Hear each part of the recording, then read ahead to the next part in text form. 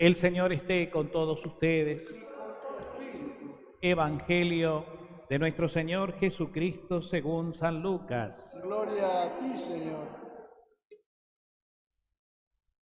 Todos los publicanos y pecadores se acercaban a Jesús para escucharlo, pero los fariseos y los escribas murmuraban diciendo: Este hombre recibe a los pecadores y come con ellos. Jesús les dijo entonces esta parábola: Si alguien tiene 100 ovejas y pierde una, ¿no deja acaso las 99 en el campo y va a buscar la que se le había perdido hasta encontrarla? Y cuando la encuentra, la carga sobre sus hombros, lleno de alegría, y al llegar a su casa, llama a sus amigos y vecinos y les dice: Alégrense conmigo, porque encontré la oveja que se me había perdido. Les aseguro que de la misma manera habrá más alegría en el cielo por un solo pecador que se convierta que por 99 justos que no necesitan convertirse. Y les dijo también: Si una mujer tiene 10 dracmas y pierde una, ¿no enciende acaso la lámpara, barre la casa y busca con cuidado hasta encontrarla?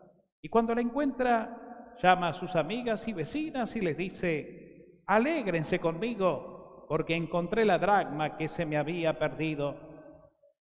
Les aseguro que de la misma manera se alegran los ángeles de Dios por un solo pecador que se convierte. Palabra del Señor. Gloria a ti, Señor Jesús. Vamos.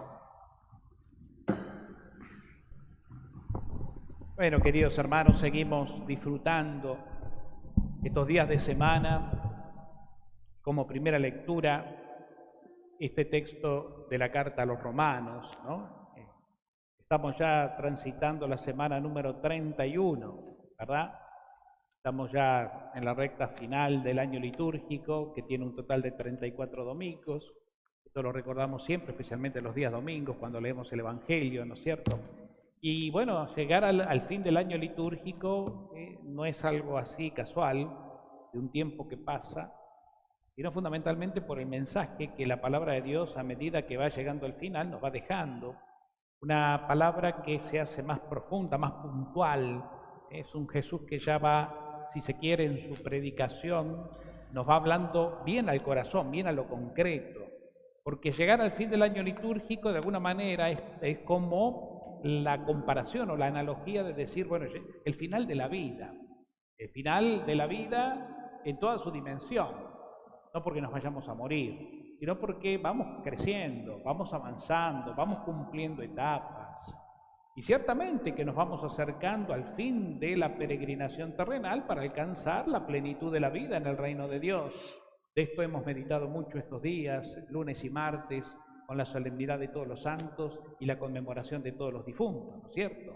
Entonces, el Señor quiere realmente cada vez como sacudirnos más para que despertemos espiritualmente, ¿no? Para que nuestra cabeza no esté tan metida o programada con el mundo, con las cosas pasajeras, como esperando tal vez, no sé, o soñando, porque es cierto que esperanza hay que tener y que mejoren las cosas, pero fundamentalmente comprendiendo que lamentablemente el mundo como mundo fue y será lo que es.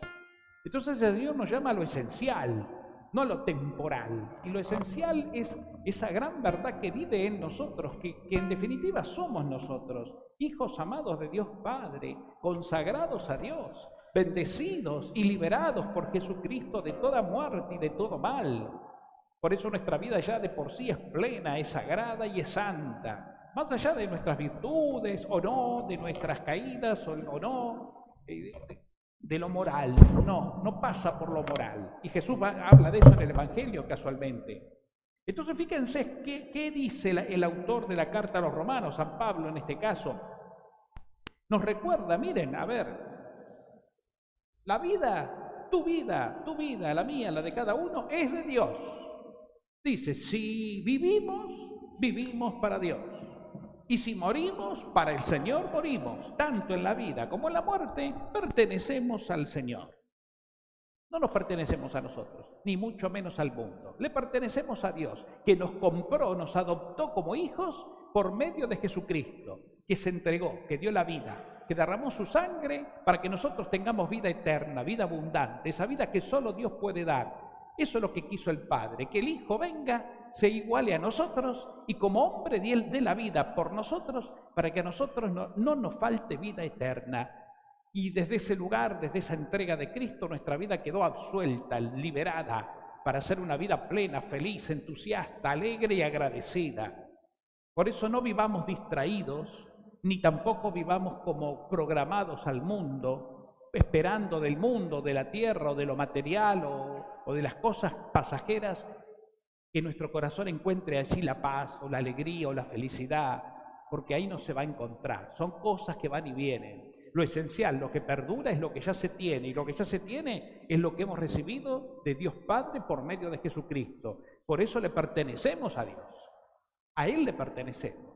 Y qué lindo es saber eso, qué gratificante, pero por supuesto con un espíritu de fe, no desde la razón. No hay que buscar explicación lógica, racional, humana, porque si bien se ha meditado mucho y se ha escrito mucho al respecto, por supuesto a lo largo de toda la historia de la Iglesia, lo esencial, más que conocer con la mente, es experimentar con el corazón. Porque de esto se trata una experiencia, ¿no? Le pertenezco a Dios. Soy, por así decirlo, propiedad de Dios. Y si le pertenezco a Dios porque Él me ama y Él así lo ha querido, porque Él es quien lo quiso, mi vida está asegurada. Ya aquí y ahora mi vida ya está asegurada y bendecida por Jesucristo en Dios. De manera que tengo que vivir una vida así, en esta línea, en la línea de la alegría, de la paz, del consuelo. Por eso nos llama justamente a que nos dejemos llenar de esos efectos de pertenecerle a Dios. Esos efectos que son justamente lo que nos lleva a ser testigos. Quien se sabe amado, ama. Quien se sabe perdonado, perdona. Quien se sabe bendecido es un instrumento de bendición. No soy yo, es Cristo quien vive en mí. Y si Cristo vive en mí, es Él quien obra en mí. Por eso también leíamos la semana pasada el mandamiento del amor. Ama a Dios sobre todas las cosas, con toda tu fuerza, con toda tu vida. Y ama a tu prójimo como a ti mismo. ¿Cómo puedo hacer eso? Dejándolo a Dios que vive en mí, que sea Él quien ame en mí. No amo yo, es Cristo, es Dios a través mío que ama, por el Espíritu Santo que hemos recibido, ese Espíritu que nos ha consagrado. Por eso decíamos en el Salmo, contemplaré la bondad del Señor, Él es mi luz y mi salvación. ¿A quién temeré? Él es el defensor de mi vida, ¿ante quién temblaré? Si le pertenezco a Dios, ¿qué puede hacerme mal? ¿Qué puede hacerme daño? Los hombres podrán dañarme, y sí, podré tener experiencias dolorosas de la vida, ¿y quién no? La vida tiene mucho de eso, dolores de distinta naturaleza, de distinto origen, que los padecemos, claro, porque somos humanos, frágiles, y tenemos sentimientos, y tenemos una realidad psicológica que se afecta, como también nos alegramos, claro que sí, pero nada ni nadie podrá separarnos del amor que el Señor nos tiene. Por eso dice el salmista, una sola cosa pido al Señor. ¿Qué cosa? ¿Qué es lo que quiero? Vivir en la casa del Señor todos los días de mi vida para gozar de la dulzura del Señor y contemplar su templo, contemplar su rostro. Llegar a la plenitud de mi ser en Él.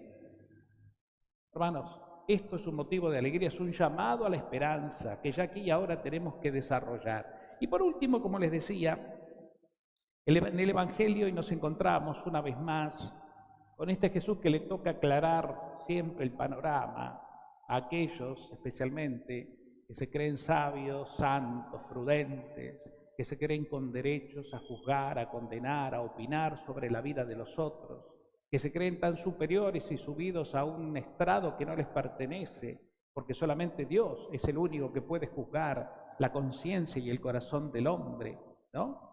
¿Y quiénes son estos? En la época de Jesús, los fariseos y los doctores de la ley, los escribas, que ven que Jesús se reunía con gente, los publicanos y pecadores, es decir, gente que no era religiosa, gente más bien que tenía una vida licenciosa, desprolija, pecadores, había de todo en eso. Cuando nombra la palabra pecadores para la Biblia, en la traducción, podríamos entender de todo, desde prostitutas, desde recaudadores de impuestos, desde gente de mala fama, en fin, lo peor de la época. Y Jesús come con ellos, cosa que los fariseos, pero ni se les pasaba por la cabeza acercarse, porque para un fariseo, para un rabí, acercarse a gente de este tipo de calaña era contaminarse, aunque no hicieran lo mismo que ellos, ya el solo hecho de acercarse. ¿Y Jesús qué hace? Comparte la vida con ellos, porque cuando hablamos de comer, hablamos de compartir. Uno no invita a comer a su casa, no come con cualquiera, sino con los que allegados. Vení, vamos a comer algo y de paso charlamos, y de paso compartimos. Venid a comer a casa y compartimos un rato, que hace tiempo que no nos vemos. Es decir, la vida, la comida es un signo de un compartir la vida, es un medio. Y Jesús estaba ahí, y ellos no lo toleran, y lo critican. Y entonces Jesús, una vez más, trata de poner las cosas en orden, pero el problema no está en poner las cosas en orden, sino en los corazones que quieren escuchar o no quieren escuchar. Porque si el corazón está endurecido, a estos pobres hombres que eran los fariseos, les pasaba eso, por más parábolas, por más explicaciones, por más testimonios, miren, los fariseos lo criticaban a Jesús por cualquier cosa. Y aunque veían que hacía obras, que hacía el bien, siempre buscaban criticarlo para condenarlo, porque sus corazones estaban cerrados. Y ese es el gran problema de la humanidad. Es un problema que hoy sigue vigente, que nos puede pasar a todos. Tener los corazones cerrados, endurecidos, que no vemos más allá de nuestras narices, de nuestros caprichos, o que nuestros egoísmos, o nuestra soberbia, o nuestros resentimientos y caprichos no nos permiten ver más allá. Y entonces todo es malo. Es como que, ¿vieron? Ojalá que no les pase a ustedes, ojalá que no, Dios nos libre, pero mira, hay gente que cuando se te cruza alguien, viste cuando decís, a este tipo me le crucé, no le hice nada, nunca tuve un entredicho, ni un sí, ni un no, pero no me quiere. Ahora, ¿por qué no me quiere? Y no sé.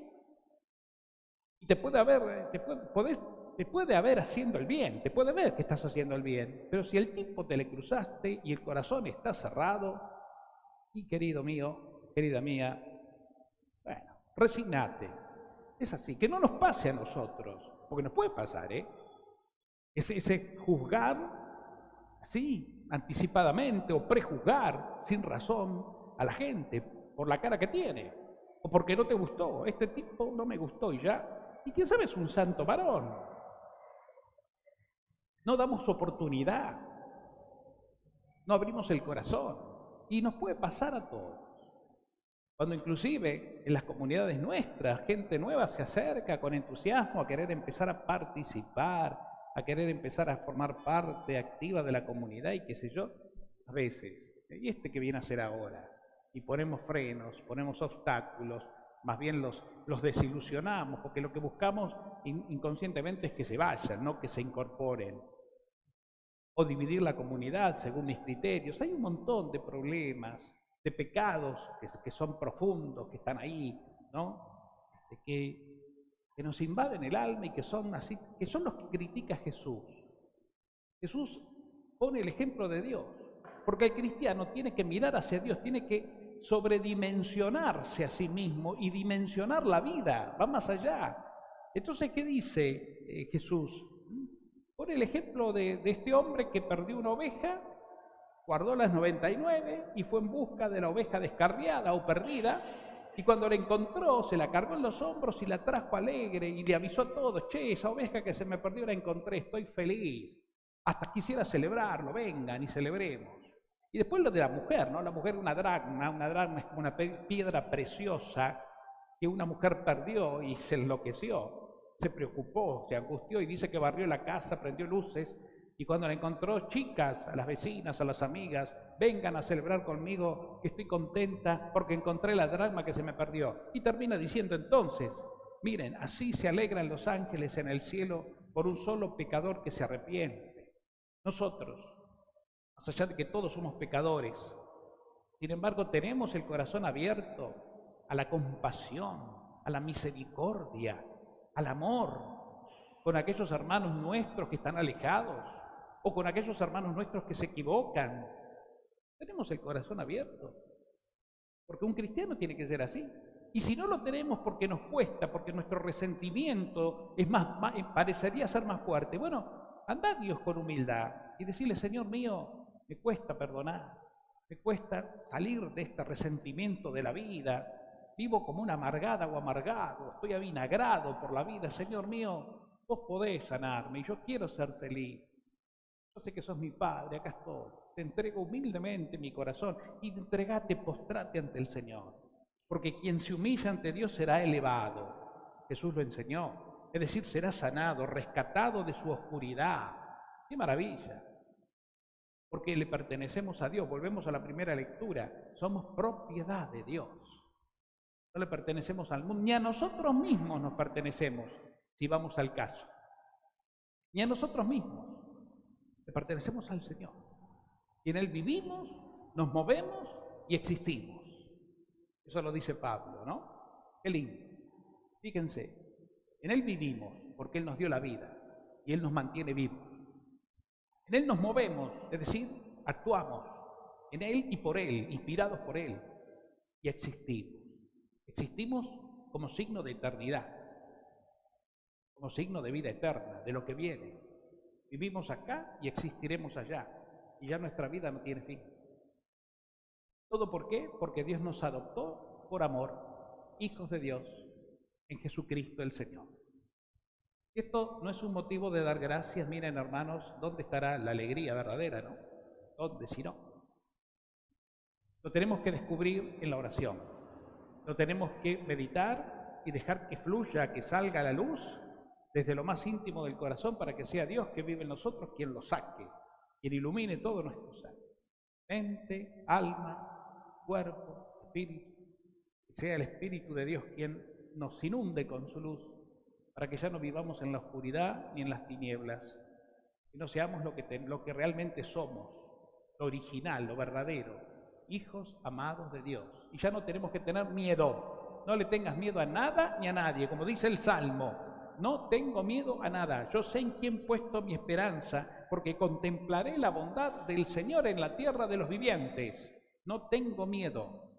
Espera en el Señor. Sé fuerte. Ten valor y espera en el Señor. Solo en el Señor. Solo en el Señor.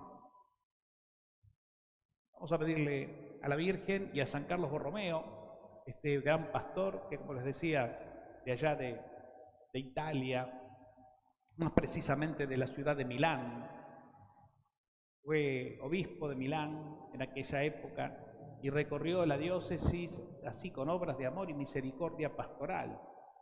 Fundó el seminario, un hermoso seminario que hoy todavía existe, donde se forman los futuros sacerdotes y demás.